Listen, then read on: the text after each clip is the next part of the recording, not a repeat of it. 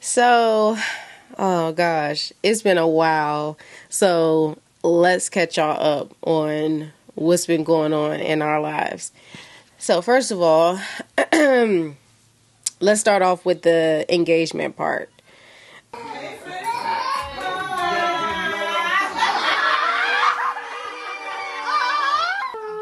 it a yes? If you guys probably already can tell, I am officially married at this point. Your girl is a wife. Okay? I'm a wife. I'm somebody's wife. All right, let's go back. The engagement. So that day, I was completely aloof. I had no idea what was going on. I was just happy to be outside, okay? It was the first time in a while that me and Deontay had a date night. So I'm like, okay, I'm so excited. My mom, like, low-key almost ruined it because we had, like, a whole plan of, like, who Sophia was going to go with while we went out. And I think the plan was for her to go with my sister. And my sister was like, yeah, I'm going to come. It's either my mom or my sister ruined it. Nobody won't communicate now, like. So my sister was like, I'm going to come and get Sophia in a few. I'm about to be on the way to come and get her. I'm like, okay, cool. So I'm doing my nails like an hour or so before we leave the house. I'm rushing to finish my nails. So I'm like, all right, cool. And then my mom comes in here and she's like, oh, I'm going to take Sophia with me because I have to run to such and such house. And then I'm going to take her to Toya's house. And I'm confused because I'm like, what? Why would you be taking her? Like, Toya just said she's coming to get her. Like, they almost blew it because I was about to be like, what's happening? Why is everybody like so involved in like where Sophia is going to be going? Like, it just, but I was so wrapped up in my nails that I just was like, y'all, all right, whatever. Like, I knew where she was going. That's all that mattered. So, yeah. So, after that, me and Deontay go to this very nice restaurant. And it was our first time ever being there. So, I'm just excited to be at this restaurant with him. We had a great time. We had new food. Like, it was just an overall, like, new and good experience. So, then afterwards, it wouldn't be me if I didn't say, let's go to Target, right? I feel like I low-key almost, like, blew it because when we got to my sister's house, everybody was like, we were waiting on y'all, and I was like, I was in Target living it up. Okay, I had no idea that y'all was waiting for me. So anyway, we're in Target, I'm living it up, still aloof, have no idea what's going on around me. Had no idea that Deontay had this huge ring box in his pocket. I'm just spending his money, okay? At this point, I'm just having a great time. So then afterwards, we go to my sister's house to pick up Sophia, and still not paying attention. Their car is outside, like whatever. So I knock on the door, and I can kind of hear people being like, "Sss," and I'm like, I'm still not. I'm kind of like. But I'm so confused. Still, I'm not catching on. So anyway, the engagement happened and it was all excitement and just like, yeah, everything was great. So then after that, Christmas comes up. Skipping over some time. So Christmas comes up and I got very, very sick. So I got a cold from Sophia, I believe. Went to patient first this morning because within like a 24-hour span, whatever Sophia gave me, it just got ridiculously worse. Yeah, because Sophia ended up being sick on Christmas break. I got it. I ended up in patient first on Christmas Eve. I've never been sick on Christmas as long as I can remember. So it sucked. I ended up waking up in the middle of the night. I was hurting so bad, like my throat was hurting so bad. So then I was like, you know what? I have to take myself to patient first. I'm like, Deontay, I'm fine. Stay with Sophia. I just need to take myself to the doctor. Went. I can't remember what they said was wrong with me. But anyways, they gave me some medicine and all was well. Christmas still ended up being really, really great. We were able to get Sophia everything that she asked for and everything we wanted her to have. Y'all, I look sick. So we didn't really film this morning. But let me show y'all. This is all of the stuff from Christmas morning. It's playing Yum Yum Cookstar. Oh, it's So it ended up being a good Christmas. So it was kind of hard for me to focus on being sick because it just was such a great Christmas.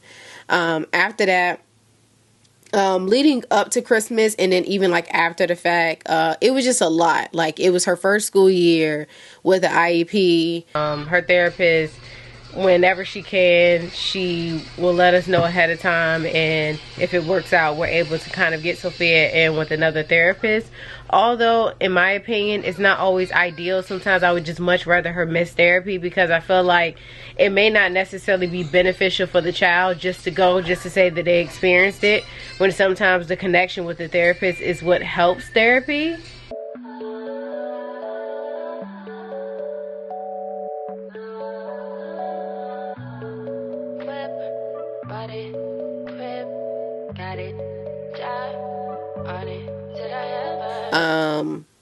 It was just a lot, honestly. Last school year, it was much better than the school year prior to, but we just was experiencing a lot with her having an IEP being implemented. We've noticed a lot of progress in her work, much better grades. We still were dealing with a few things with mostly her ADHD was running her school life. Like, she was having such a hard time focusing, just such a hard time just like being in the environment of a structured environment. It was very, very hard for her. And I felt for her, because there's that side of you as a parent that you want to say, hey, like, you don't act like this. Like, this is just not great behavior. But you also, it's like a push and pull, because I have to say to you, hey, you can't do this, but I can't really get so down on you, because a lot of it you cannot control. So it's like, what do I do? You feel helpless, because you have to say to your child, you can't act like this. But you almost can see in her eyes that, like, it's not registering. Like, she just can't do anything about it. There's a disconnect. But then you have the school telling you, oh, she's doing this, she's doing that. Everything that would, from the outside looking in, would be like, oh, this is bad behavior. No, the behavior isn't good, but it's not a child misbehaving on purpose or misbehaving knowingly, should I say. So it was a tough school year. It's like you're trying to focus on wedding planning, but it's kind of hard to do that, because you're like, you know, I'm having to deal with personal things with my child and trying to help her navigate this whole ADHD thing, and also medicine being in a discussion, and me feeling super emotional just about her diagnosis and how to help her, and also having so much of a disconnect with putting her on medicine. Like, I just really was against it, and it was for my own personal reasons. I just had a lot going on with dealing with that. So in a positive light, she was doing a lot better grade-wise with her having an IEP. Her reading was exceptional. Like, it was so much better. It was like night and day. And bugs and pigs. And dogs and pups.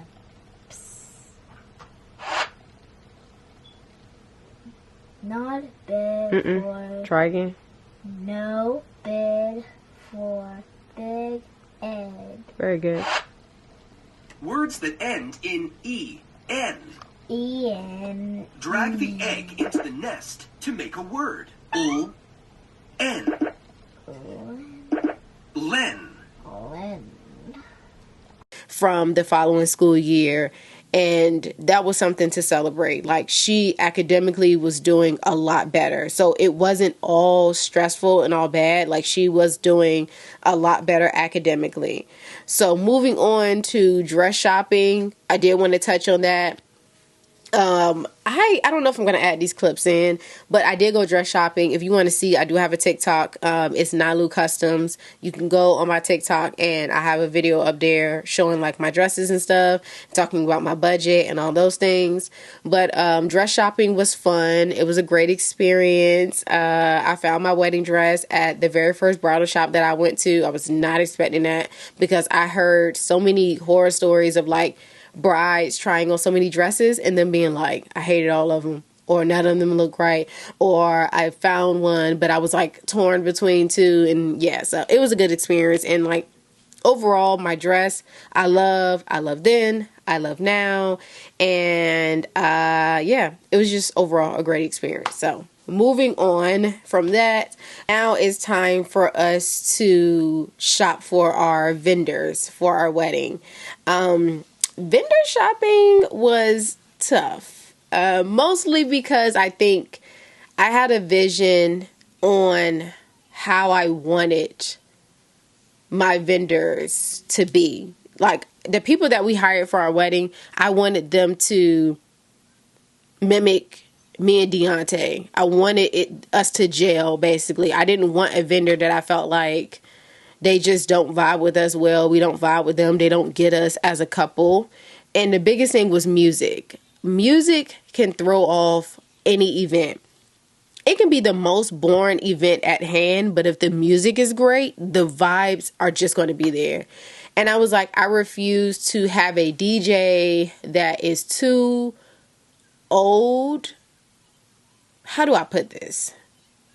From the DJs that I came across, let me not just say because age doesn't always have anything to do with it. From my experience, the DJs that I experienced that were older, way older than me and Deontay, I didn't get the vibe from them that they were going to be able to execute the type of vibes that we wanted at our wedding without us literally curating a whole entire playlist for them to follow to a T. So I was like, that's not going to work. I wanted to hire somebody that knew what they were doing. I have a meeting today with a DJ. Y'all gonna be proud of me. So, hold on a minute. Okay. Y'all gonna be proud of me because I have actually been utilizing my calendar. I know some of y'all like, girl, really? You've been a iPhone user for how many years? This wedding, I don't have a choice. But this wedding and then just like other things that my family is doing that I need to try to keep track of because I'm not gonna remember nothing. Like, I already don't be remembering stuff, but like my remembering is gonna be real bad because I just, when I get overwhelmed, it's like I just kind of throw my hands up and be like, let the chips fall where they may, because I don't know, you know. So anyway, no offense though. A DJ is like one of those people that it really has to fit like you. Like, it has to make sense for like the couple. And I don't think, like, you know how like, it's not until you have conversations with people that they be like, oh yeah, duh, I didn't think about that. It's like, I can't just have any DJ. Like, if that was the case, then I wouldn't be struggling to find a DJ. Like, I need somebody that's going to be like a good fit for like me and Deontay, the type of music that we like, the vibe that we're going for. 9 times out of 10, there's like an age bracket of like DJs that you typically go towards because of that very so reason.